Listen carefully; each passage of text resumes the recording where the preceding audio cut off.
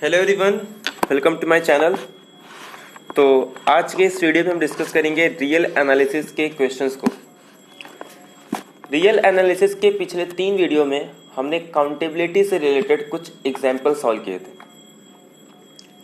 तो अब आगे के कुछ 3 वीडियोस में हम काउंटेबिलिटी और पॉइंट सेट टोपोलॉजी के बहुत सारे क्वेश्चन सॉल्व करेंगे।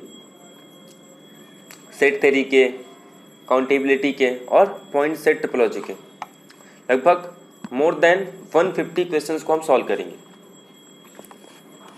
जिसमें क्वेश्चंस रहेंगे और क्वेश्चंस के साथ साथ उसको किस ट्रिक से, किस कॉन्सेप्ट का यूज़ करके हम लोग उसको सॉल्व करते हैं, ये आपको नोट डाउन करना है। और इसमें कुछ इजी क्वेश्चंस भी हैं, कुछ नेट के क्वेश्चंस भी हैं।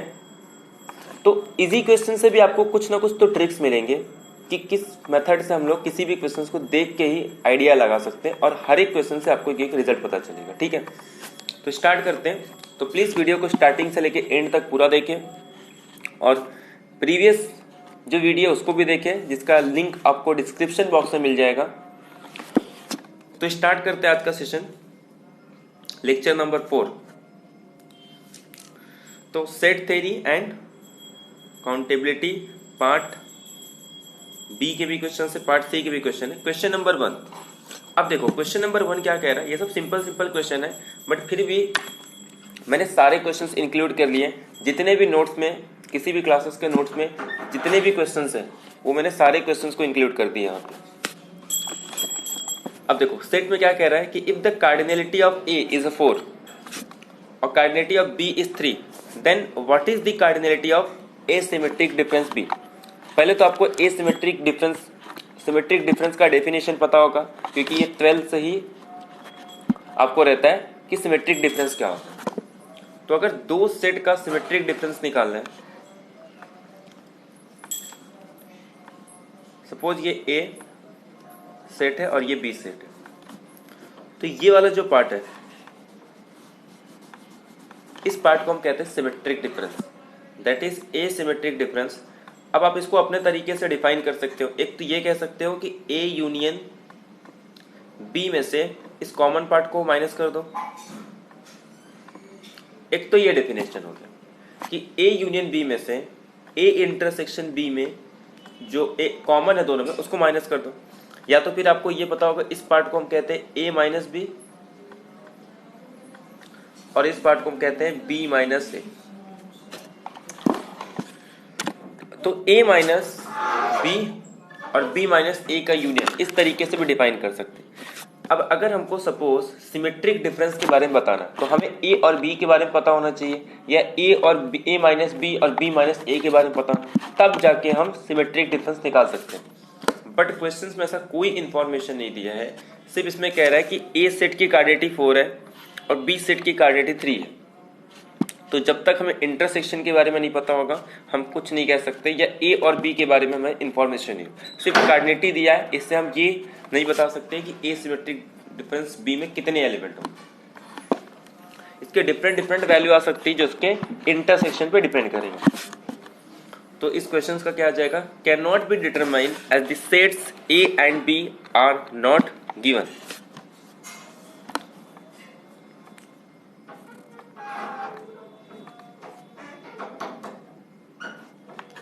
अब क्वेश्चन नंबर 2 देखो, ये काफी फेमस क्वेश्चन है कि total number of subset of a finite set A has 56 more element then the total number of subsets of another finite set B.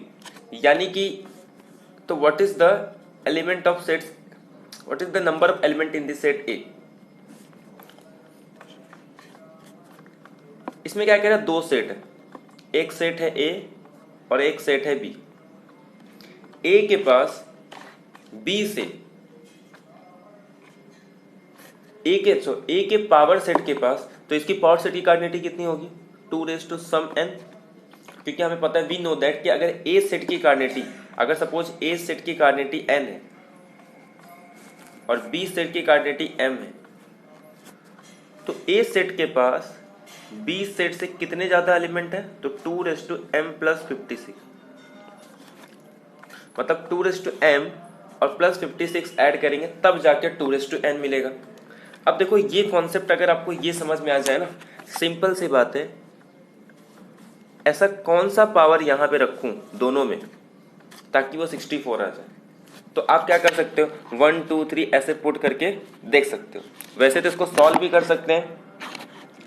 Solve कैसे करेंगे, इसको ये साइड लेके आ जाओ -2m, फिर उसके बाद 2 को कॉमन लेके फिर उस तरीके से भी कर सकते हो। या तो एक मेथड है ये, ऑब्जर्वेशन से आपको समझ में आएगा कि 56 ज़्यादा है, तो अगर 2 का अगर आप पावर लेना स्टार्ट करोगे जैसे 2 4 8 16 और 64, तो ये जो 2 की पावर है इसका डिफरेंस धीरे धीरे बहुत बढ़ जाता है। अगर आप 64 के बाद जब नेक्स्ट देखोगे 120th, तो उसके बीच में गैप बहुत है।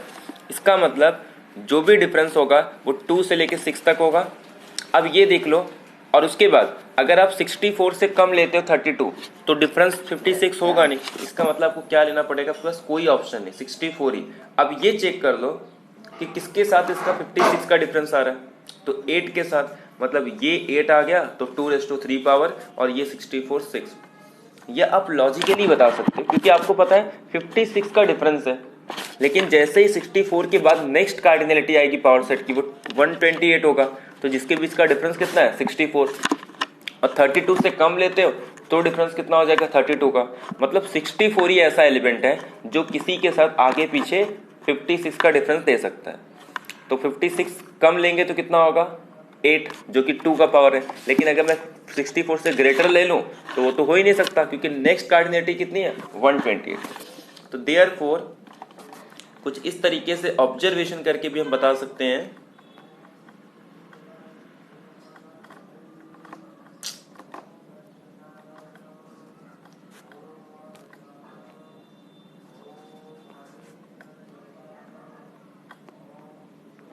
देखो ये तो नहीं हो सकता क्योंकि इसके बीच में डिफरेंस कितना है 64। यहां तक के भी कोई एलिमेंट नहीं होते हैं क्योंकि इसका डिफरेंस 56 से कम है। मतलब 64 ही एक ऐसा एलिमेंट है जो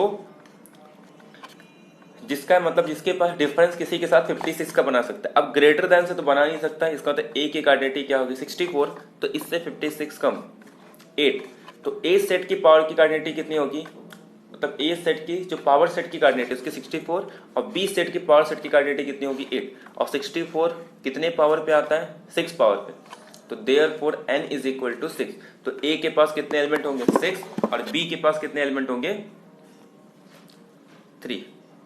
तो देयरफॉर इसका आंसर आ जाएगा 6 कि ए सेट के पास ए सेट की जो कार्डिनलिटी है, ए सेट की कार्डिनलिटी कितनी है 6।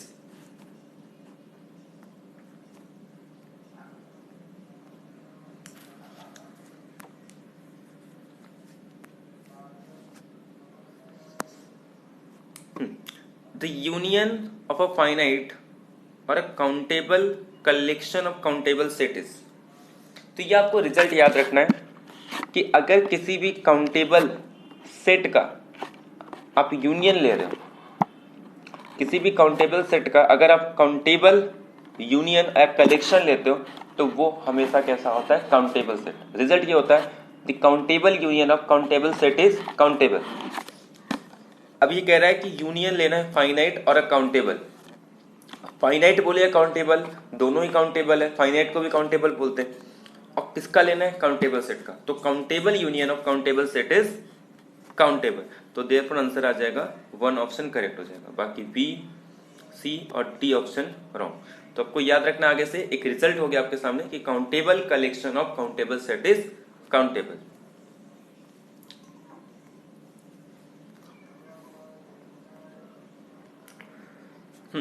अब देखो मिनिमल एलिमेंट क्या होता है। देखो मिनिमल एलिमेंट और इन्फिमम में डिफरेंस क्या है। मिनिमल एलिमेंट क्या बोलता है कि सेट का सबसे छोटा एलिमेंट और सेट के अंदर होना चाहिए। जैसे सुप्रीमम इन्फिमम जरूरी नहीं कि वो सेट के अंदर होगा, लेकिन मिनिमल एलिमेंट क्या है, वो सेट का सबसे छोटा एलिमेंट और वो सेट के अंदर होना चाहिए। बस यही डिफरेंस है। अब ये देखो अगर एक एलिमेंट है मिनिमल एलिमेंट, जैसे कोई एक सेट है और मैं बोलना चाहता हूँ कि ए जो है इसका मिनिमल एलिमेंट है, तो वो सेट के अंदर बिलोंग करना चाहिए। तो वही पूछ रहा है कि A belongs to S, yes. कह रहा है A doesn't belongs to wrong, कह रहा है A is not a lower bound of S, तो वो लोअर बाउंड तो होना चाहिए, A is not upper bound, तो ये भी रॉन्ग है। हाँ, ए अपर बाउंड भी हो सकता है, इसके लिए काउंटर एग्जांपल क्या ले लेंगे, कांस्टेंट्स। एक कांस्टेंट ले लो तो उसका minimal element maximal element same होगा। जैसे एक सिंगल एलिमेंट ले लो, जैसे ए, सेट के सारे एलिमेंट इससे छोटे और सेट के अंदर बिलोंग भी कर रहा है, तो देयरफॉर फोर्थ ऑप्शन भी इससे एलिमिनेट हो गया। तो याद रखना है मिनिमल और मैक्सिमल एलिमेंट हमेशा सेट का मिनिमल सबसे छोटा एलिमेंट सेट के अंदर, मैक्सिमल एलिमेंट सेट का सबसे बड़ा एलिमेंट सेट के अंदर होना चाहिए। अगर सेट के अंदर नहीं है तो वो मैक्सिमल एलिमेंट नहीं होगा। जबकि मैक्सिमम इन्फिमम सुप्रीमम क्या कहता है, वो सेट का सबसे छोटा एलिमेंट और वो सेट के अंदर बिलोंग करना चाहिए और वो हमेशा यूनिक एग्जिस्ट होता है।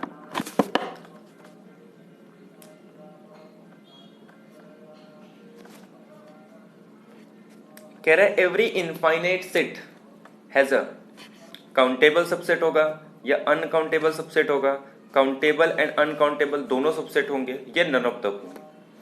तो काउंटर एग्जांपल लेके एलिमिनेट कर दो।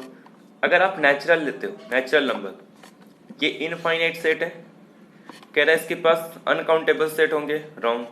कह रहा है काउंटेबल एंड अनकाउंटेबल दोनों होंगे, ये भी रॉन्ग।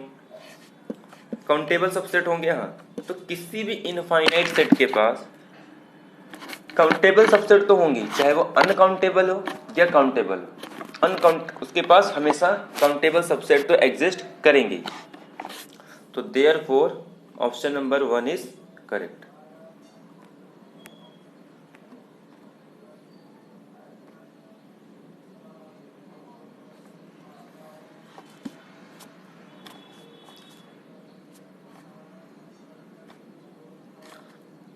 क्वेश्चन नंबर 6, दी ओपन इंटरवल। अब ओपन इंटरवल के अंदर इसका मैक्सिमल एलिमेंट सेट के अंदर नहीं है, या फिर ये कह सकते हो इसका सुप्रीमम इन्फिमम सेट के अंदर नहीं है। अगर सुप्रीमम इन्फिमम सेट के अंदर नहीं है, इसका मतलब उसके पास न तो मैक्सिमल होगा ना ही मिनिमल होगा। कह रहा है मैक्सिमल एलिमेंट है, रॉन्ग। कह रहा है मिनिमल एलिमेंट है, रॉन्ग। दोनों एलिमेंट है, नहीं, इसके पास कोई एलिमेंट नहीं, ना तो इसके पास मैक्सिमल है ना ही मिनिमल, क्योंकि दोनों इसके मैक्सिमम और मिनिमम एलिमेंट सेट के अंदर बिलोंग नहीं करते। तो therefore none of the option is correct.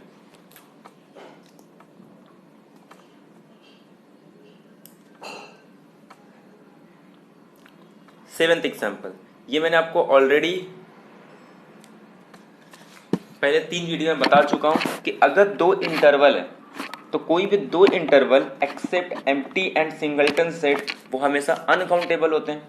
तो मैंने आपको इक्विवेलेंट का कॉन्सेप्ट बताया कि 2 सेट के पास सेम नंबर ऑफ एलिमेंट है तो वो दोनों आपस में इक्विवेलेंट है, और अगर 2 सेट इक्विवेलेंट है तो there exist a 1 1 and on to function.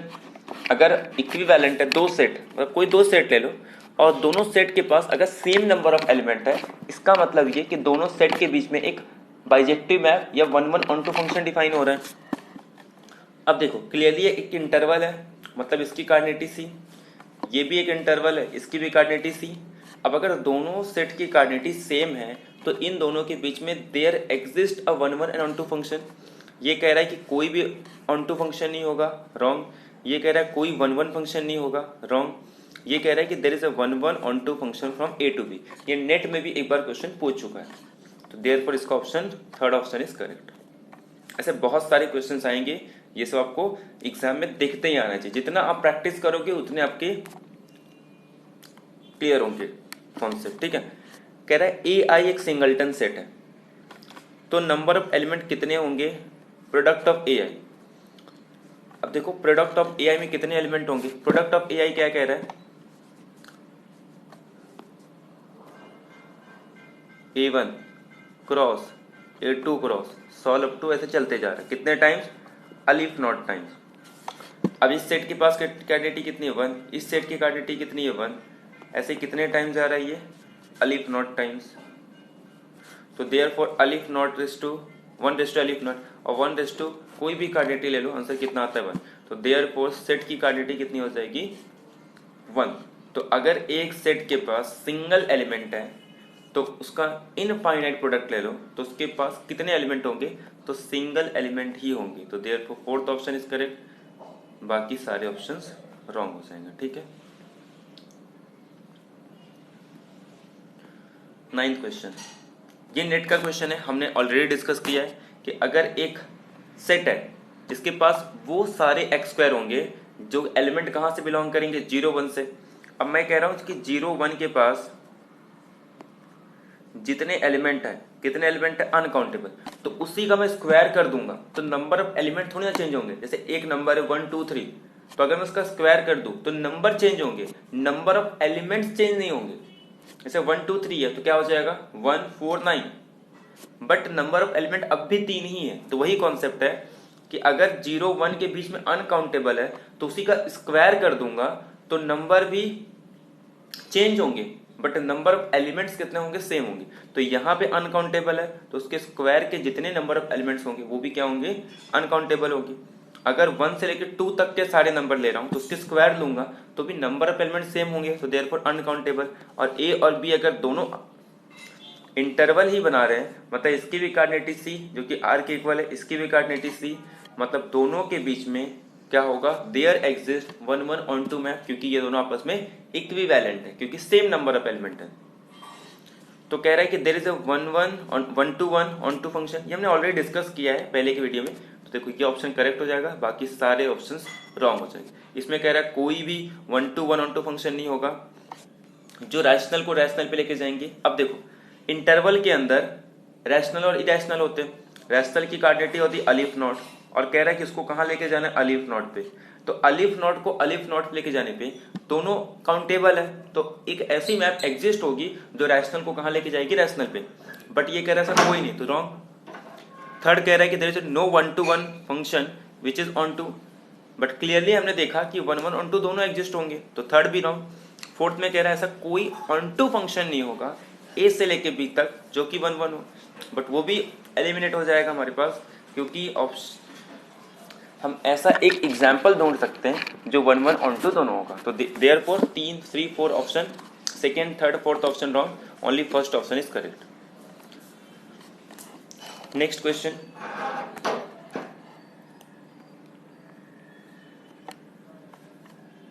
ये भी हो चुका है। कनेक्टेड का मैंने आपको डेफिनेशन बताया था कि कनेक्टेड, जैसे ही आपके माइंड में कनेक्टेड वर्ड आता है आपके माइंड में 11 इंटरवल्स आ जाने चाहिए, जिसमें से 2 इंटरवल फाइनाइट एलिमेंट है, बाकी 9 के पास अनकाउंटेबल है।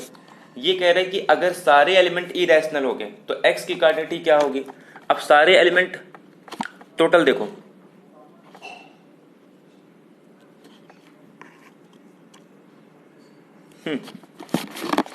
देखो इसके पास कितने ऑप्शन है, 11 ऑप्शन है क्योंकि कनेक्टेड है।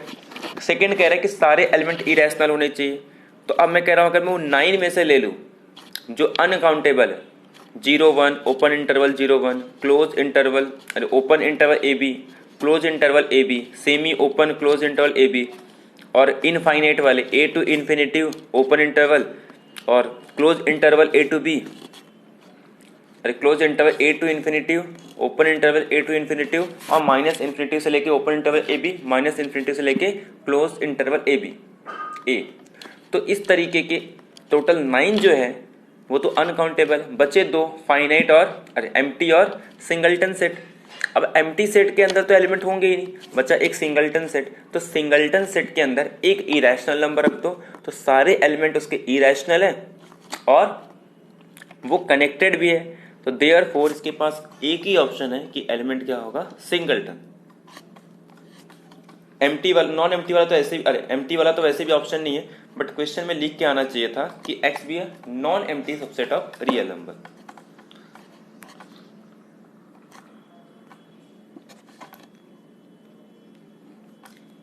ये भी वही सेम एलिमेंट है, अरे सेम क्वेश्चन है कि x अगर एक मैट्रिक स्पेस है और x का एक सबसेट ले रहा हूं a, वो कनेक्टेड सेट है, माइंड में आ गया 11 intervals, at least 2 element, at least 2 element बोल देना सीधा अनकाउंटेबल, क्योंकि एक एलिमेंट और एम्प्टी सेट यही 2 ऐसे सेट है जो फाइनाइट है, एक के पास 0 एलिमेंट, एक के पास सिंगल एलिमेंट, बाकी सारे अनकाउंटेबल। अब एटलीस्ट 2 बोल दिया मतलब 2 से ज्यादा, और 2 से ज्यादा मतलब डायरेक्ट अनकाउंटेबल। तो इसके पास कितने एलिमेंट होंगे, uncountable. 2 more than 2 but finite, countably infinite, ये सब रॉन्ग हो जाएंगे।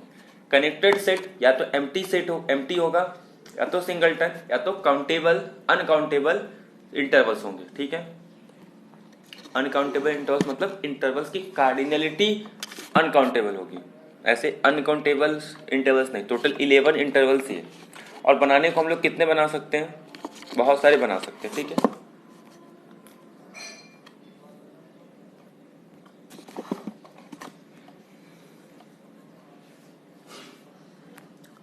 ये भी क्वेश्चन हो चुका है, हमने वीडियो में डिस्कस किया कि जितने भी कांस्टेंट फंक्शन होते हैं आर से लेके आर तक, तो जितने, अब कांस्टेंट फंक्शन बोल रहे हैं आर से आर तक, तो कितने कांस्टेंट फंक्शन डिफाइन कर सकता हूं, जितने की कोडोमेन की कार्डिनेटी होगी। तो कोडोमेन की कार्डिनेटी कितनी, आर की कार्डिनेटी, अरे कोडोमेन क्या है, आर की कार्डिनेटी क्या होगी, सी। तो सी एलिमेंट है मेरे पास कोडोमेन में, तो मैं ऐसे फंक्शन डिफाइन कर सकता हूं जो सी के एलिमेंट के पास जा रहे हैं। तो कितने ऑप्शन है सी के पास, अनकाउंटेबल ऑप्शन है या सी ऑप्शन है। तो मैं कांस्टेंट फंक्शन में कोई भी मैप में एक एक नंबर पे डिफाइन कर दूंगा, कभी पाई पे, कभी √2 पे, कभी 1 पे, कभी 0 पे, कभी -1 पे। तो ऐसे अनकाउंटेबल ऑप्शन है कि मैं जहां पे मैप को डिफाइन कर दूं कि ये एलिमेंट इसके पास जा रहा है, कांस्टेंट फंक्शन ये एलिमेंट इसके पास जा रहा है। तो देयरफॉर ये कैसे हो जाएगा, uncountable. Set of all polynomial function, ये भी हमने देखा था कि ये अनकाउंटेबल होता है जिसकी कार्डिनलिटी सी के इक्वल होती है। और ये हमने कैसे प्रूव किया था, हमने ये प्रूव किया था कि जितने भी कांस्टेंट फंक्शन है ये किसके सबसेट है, पॉलिनोमियल के। जितने पॉलिनोमियल है ये किसके सबसेट है, कंटिन्यूअस फंक्शन। और continuous function on R check करने से अच्छा है हम ये चेक कर ले कंटिन्यूअस फंक्शन ऑन R2Q। अब वहां पे हमने आइडेंटिटी थ्योरम का यूज किया था, डेंस की प्रॉपर्टी को, और फिर हमने प्रूव किया था कि ये भी, इसकी भी कार्डिनेटी किसकी इक्वल होती है, आर के इक्वल। ये हमने पिछले वीडियो में डिस्कस किया। मतलब W, X और Y ये दोनों की तीनों की कार्डिनेटी कितनी है, C, यानी कि ये तीनों किसके इक्विवेलेंट है, इसकी कार्डिनेटी तीनों किसके इक्वल है, R। मतलब W, X, Y ये क्या हो जाएगा इसका आंसर, W, X, Y, जो कि इसमें ऑप्शन में नहीं है, बट अच्छा ऑप्शन में है ना W, X, Y, यानी कि थर्ड ऑप्शन करेक्ट हो जाएगा। कह रहा है कि सारे ऑप्शन, तो सारे नहीं होंगे, इसका रीजन ये है कि set of all function on R. तो हमें पता है कि किसी सेट के अंदर कितने नंबर ऑफ फंक्शन होंगे, अगर उसकी कार्डिनेटी निकालनी है तो ए सेट की कार्डिनेटी और बी सेट की कार्डिनेटी, सपोज एक फंक्शन डिफाइन करूं तो ऐसे कितने फंक्शन डिफाइन कर सकता हूं, तो बी सेट की कार्डिनेटी को पावर लगा दो ए सेट की कार्डिनलिटी। तो बी सेट भी सी है और ए की भी कार्डिनेटी सी है, क्योंकि आर से लेकर आर तक की मैप डिफाइन कर रहे हैं। मतलब कार्डिनेटी कितनी होगी, C⁻C। अब क्या ये सी के इक्वल है, तो चेक कर लेते हैं सी कितना हो जाएगा। सी को मैं लिख सकता हूँ 2⁻∞, तो ∞ क्रॉस सी हो जाएगा। और हमको पता है ∞ क्रॉस सी कितना होता है, सी, क्योंकि मैक्सिमम लेते हैं हम लोग अरिथमेटिक, जो अरिथमेटिक है किसका, कार्डिनल नंबर का। अब 2⁻C ये रियल नंबर के पावर सेट की कार्डिनलिटी है, तो therefore there does not exist any onto map from set to their power set. तो मतलब वो दोनों आपस में इक्विवेलेंट नहीं होंगे, तो इक्विवेलेंट नहीं है तो दोनों की कार्डिनलिटी आर के इक्वल या फिर सेम नहीं होगी। तो देयरफॉर ये ऑप्शंस को हटा दे तो बाकी सारे ऑप्शंस की जो कार्डिनलिटी है वो किसके इक्वल है, आर के इक्वल। तो कौन से ऑप्शंस हो जाएंगे हमारे, थर्ड ऑप्शन करेक्ट हो जाएगा। ठीक है, नेक्स्ट क्वेश्चन देखते हैं।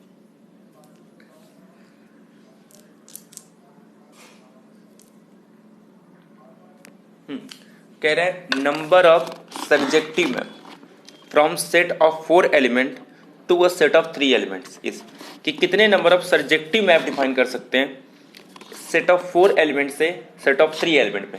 तो मैं इसका आपको फॉर्मूला बता देता हूँ कि क्या फॉर्मूला है जिसमें पुट करके हम लोग number of onto function define कर सकते हैं। ठीक है, तो हम लोग फॉर्मूला देखते हैं कि नंबर ऑफ सर्जेक्टिव मैप, या इसी को हम लोग क्या बोलते हैं कि कितने नंबर ऑफ ऑनटू मैप होंगे सेट ए से लेके सेट बी तक। जब सेट ए की कार्डिनलिटी n हो और जब सेट बी की कार्डिनलिटी m हो, तो total number of onto function कितने होंगे वो हम पहले फॉर्मूला देखते हैं और फॉर्मूले में पुट करके उसका आंसर निकालते हैं। ठीक है,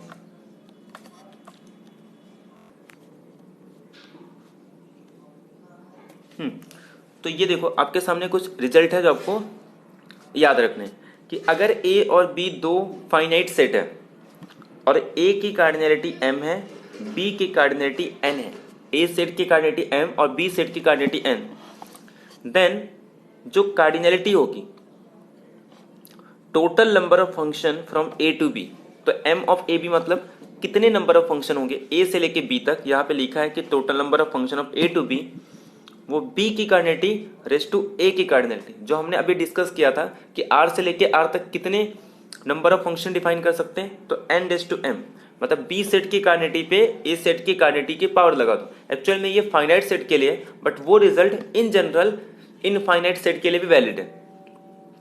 अगर a सेट की कार्डिनैलिटी m है, b सेट की कार्डिनैलिटी n है, और आपको पता है कि number of one one function तभी एग्जिस्ट होते हैं जब a सेट की कार्डिनैलिटी बी सेट के कार्डिनैलिटी से लेस देन और इक्वल हो, otherwise one one function define नहीं कर सकते। और कितने नंबर ऑफ फंक्शन डिफाइन कर सकते हैं, तो NPR, या फिर ये कह सकते हैं NPM। तो NPM का फॉर्मूला क्या होगा, n into n minus one, n minus two, n minus m minus n factorial, या फिर आप ऐसे कह सकते हो n factorial upon n minus m factorial, एक तो ऐसे कह सकते हैं, और इसको सॉल्व करने पे यही आ जाएगा। ठीक है, अब नेक्स्ट आता है, अगर दो सेट है हैविंग m और n element, then the total number of function from a to b। अगर b सेट की कार्डिनैलिटी, सपोज ये b सेट है और इसकी कार्डिनैलिटी ग्रेटर देन a है, तो there does not exist any on to function.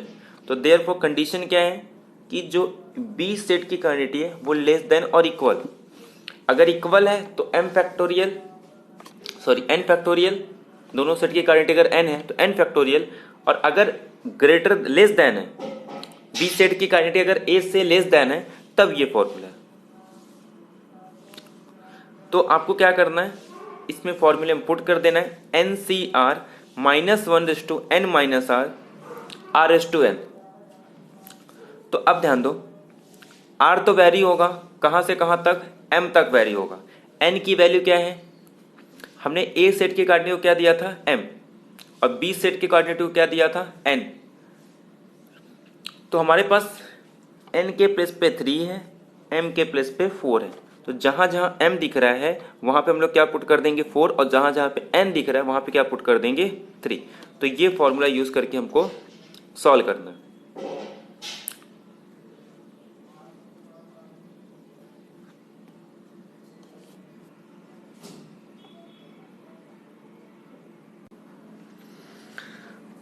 अच्छा, इसमें ध्यान दो थोड़ा, इसमें थोड़ा करेक्शन होगा। ये जो n दिख रहा है ना, ये दोनों n के प्लेस पे m लिख दो, ठीक है, तो ये थोड़ा करेक्शन कर दो। तो फॉर्मूला क्या है कि r की वैल्यू जो है वो n से लेके m तक वेरी होगी, क्योंकि n की वैल्यू देखो कहां से कहां तक जाएगा, सॉरी r की वैल्यू 1 से लेके m तक वेरी होगी। तो यहाँ पे ये n को रिप्लेस कर दो m से, यहाँ पे भी n को रिप्लेस कर दो m से, और यहाँ को भी n को रिप्लेस कर दो m से। तो फॉर्मूले में पुट करेंगे तो MCR minus one raise to m minus r, r raise to n, ये n करेक्ट है, बाकी सब m होगा। तो मतलब m की वैल्यू कहां से, n r की वैल्यू कहां से कहां तक वेरी होगी, 1 से लेके 3 तक। तो अब हम क्या करते हैं, हमारे पास a सेट की कार्डिनैलिटी कितनी है 4,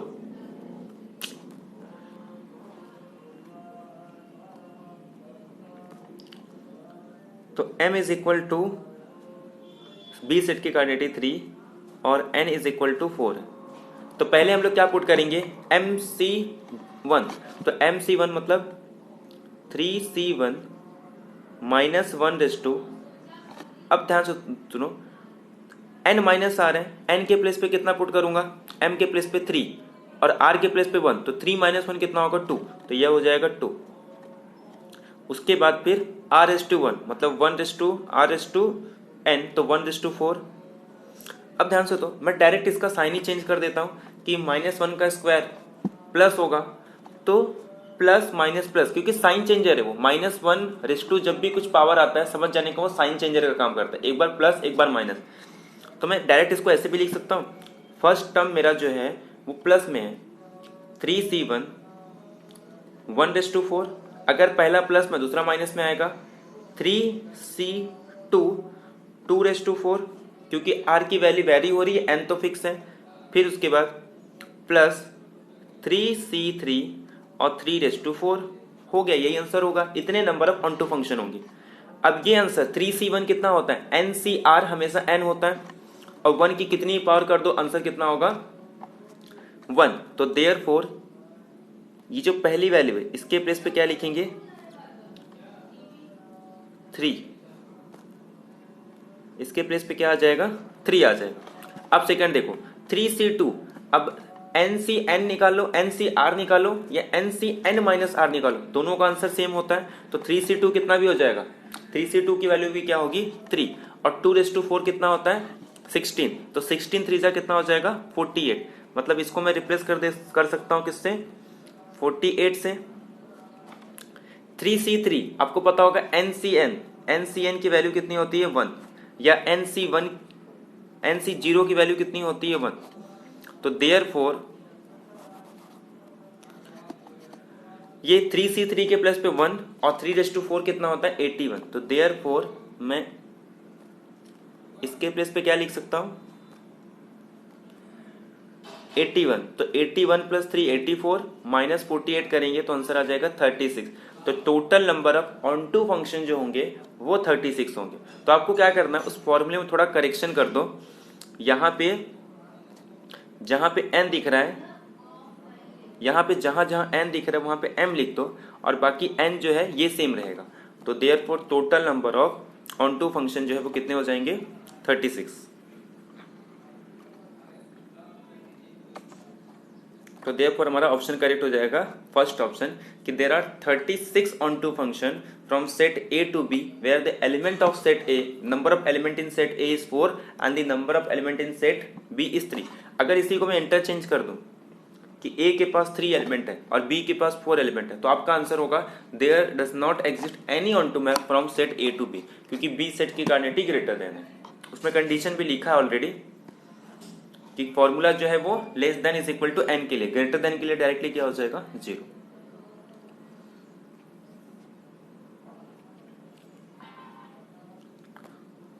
देखो क्वेश्चन नंबर 14 क्या कह रहा है कि सीक्वेंस ले रहा हूं सच दैट कि जो xn है वो बिलोंग कर रही 0 1 को और n बिलोंग कर रहा नेचुरल नंबर को, और सेकेंड में ये कह रहा है xn के अंदर सेट के वही एलिमेंट होंगे, यानी कि इस सीक्वेंस के वही एलिमेंट होंगे जिसके xn is equal to 1 for at most finitely many n, यानी कि सीक्वेंस की वैल्यू ज्यादा से ज्यादा कितने टाइम 1 हो सकती है एटमोस्ट फाइनाइटली मेनी, मतलब बाकी सब में ऑप्शन क्या होंगे 0। तो इसको कंस्ट्रक्शन करना पड़ेगा हमें। बाकी पहला सेट तो डायरेक्टली अनकाउंटेबल हो जाएगा। देखो फर्स्ट सेट क्या कह रहा है, एक सेट है जिसके पास 2 ऑप्शन है, या तो 0 या तो 1, और एक डिफाइन कर रहा हूं एक सीक्वेंस xn सच दैट कि xn या तो 0 को बिलोंग करेगा या तो 1 को बिलोंग करेगा। इसका मतलब ये एक सीक्वेंस बना रहा है। तो जब मैं सीक्वेंस बनाता हूं कोई भी जिसके पास हर एक x के पास शायद x1 हो x2 हो, सॉल्व अप टू से चलते जा रहा है, हर एक के पास कितने ऑप्शन है 2 2, कितने टाइम्स है अलिफ नॉट टाइम्स। तो जब 2 2 2 2 अलिफ नॉट टाइम तो कितना हो जाएगा 2 अलिफ नॉट, और 2 अलिफ नॉट की कार्डिनैलिटी क्या होती है 6 c। और हमें पता होता है कि अगर एक सीक्वेंस है जिसके पास ग्रेटर देन 2 एलिमेंट हो, यानी greater than is equal 2 element हो, या फिर एटलीस्ट 2 एलिमेंट हो, तो वो सेट हमेशा क्या होता है अनकाउंटेबल होता है। एक ऐसा सेट जिसके अंदर सारे सीक्वेंस डिफाइन कर दो और सीक्वेंस के हर एक एलिमेंट के पास एटलीस्ट 2 चॉइसेस हो, तो वो सेट हमेशा क्या कार्डिनैलिटी कितनी होती है सेट की c के इक्वल, यानी कि रियल नंबर के इक्वल होती है। और हम प्रूव भी करते हैं कि रियल नंबर की कार्डिनैलिटी किसके इक्वल होती है, एक सेट जिसके अंदर सारे सीक्वेंस डिफाइन कर दो जिसमें हर एक एलिमेंट के पास कितने चॉइसेस होंगे 2 चॉइसेस, और उसकी कार्डिनैलिटी किसके इक्वल होती है रियल नंबर के इक्वल। तो देयरफॉर पहला सेट तो अनकाउंटेबल हो गया। अब सेकेंड सेट की बात करते हैं बी सेट। बी सेट क्या कह रहा है x के अंदर उस सीक्वेंस के 0 1 के वही आंसर होंगे जिसके अंदर 1 एटमोस्ट 1 टाइम होगा। आप ध्यान से देखो, मैं एक x1 डिफाइन कर देता हूं जिसके पहले पोजीशन पे 1 होगा, a की पोजीशन पर। मतलब क्या कह रहा है ध्यान सुनो, फाइनाइट पोजीशन पे 1 होंगे, इसका मतलब फाइनाइट पोजीशन पे 1 होंगे, इसका मतलब क्या, या तो फर्स्ट पोजीशन पे 1 होगा, या तो 2 पोजीशन पे 1 होगा, या तो 3 पोजीशन पे 1 होगा। तो एक ऐसा सीक्वेंस डिफाइन करते हैं जिसके सिर्फ 1 पोजीशन पे एक ही पोजीशन पे 1 हो। एक सेट डिफाइन कर देता हूं जिसके यहां 1 हो तो बाकी सबके पास कितने, यहां देखो इस पे 1 तो बाकी सबके पास ऑप्शन क्या होंगे, 0 0। ये एक सीक्वेंस है। x2 डिफाइन कर सकता हूं 0 1 1 0 0। x3 डिफाइन कर सकता हूं जिसमें 0 0 1 ऐसे एलिमेंट आ जाएंगे। तो ये वो पोजीशन है जब एक सेट पे कितने एलिमेंट है, 1। ऐसे में और एक सेट डिफाइन कर दूंगा जिसके 2 पोजीशन पे 1 होंगे। तो ऐसे कितने पोजीशन है मेरे पास, x1। अच्छा, ऐसे कितने डिफाइन कर सकता हूं मैं,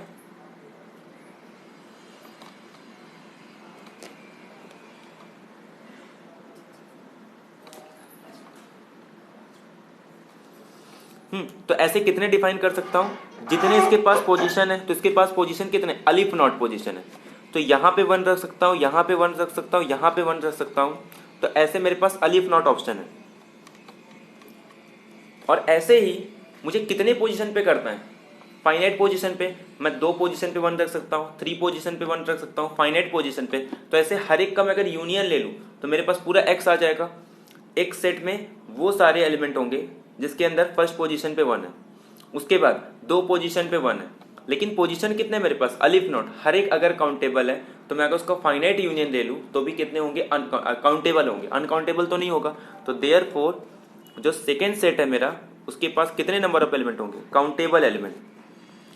तो ये सेट क्या हो जाएगा, काउंटेबल, और ये सेट क्या हो जाएगा, अनकाउंटेबल।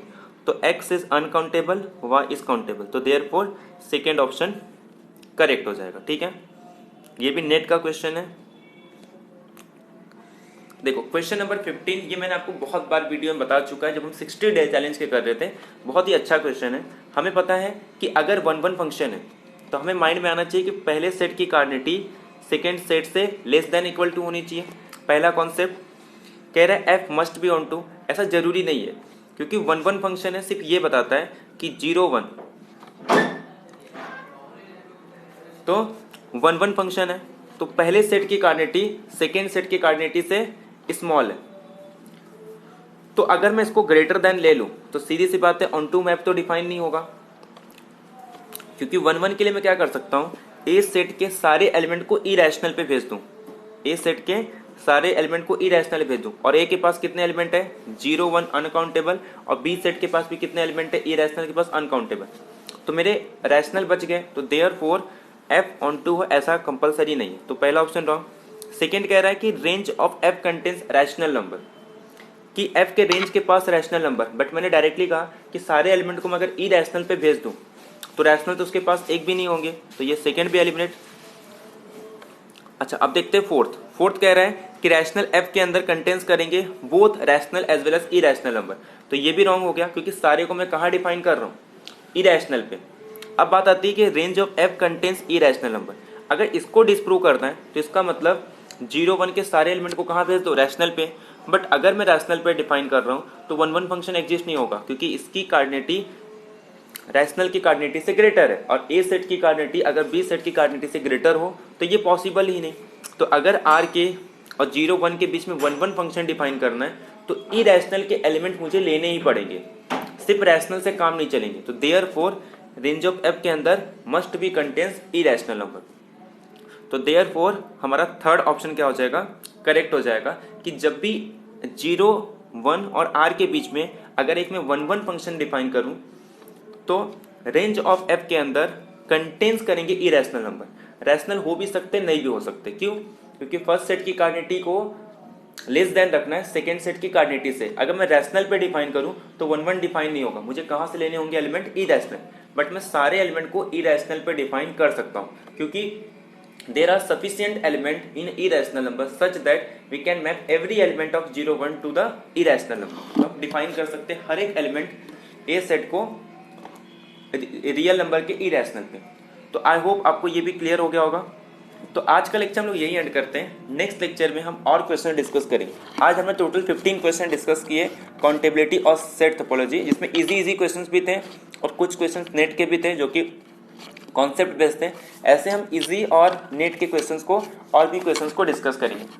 आने वाले 2 वीडियो में हम बहुत सारे क्वेश्चंस को डिस्कस करेंगे। जो इजी क्वेश्चन है उसको जल्दी करेंगे ताकि आपको हर एक क्वेश्चंस के आइडिया लग सके, ताकि जब एग्जाम में बैठोगे तो इजी क्वेश्चंस आपको मिले, आपको उसमें दिमाग नहीं लगाना, डायरेक्टली आपको टिक करके वहाँ पे अपने टाइम बचाना है। ठीक है, तो आज का लेक्चर यही एंड करते हैं। मिलते हैं नेक्स्ट लेक्चर में। Thank you very much, have a nice day.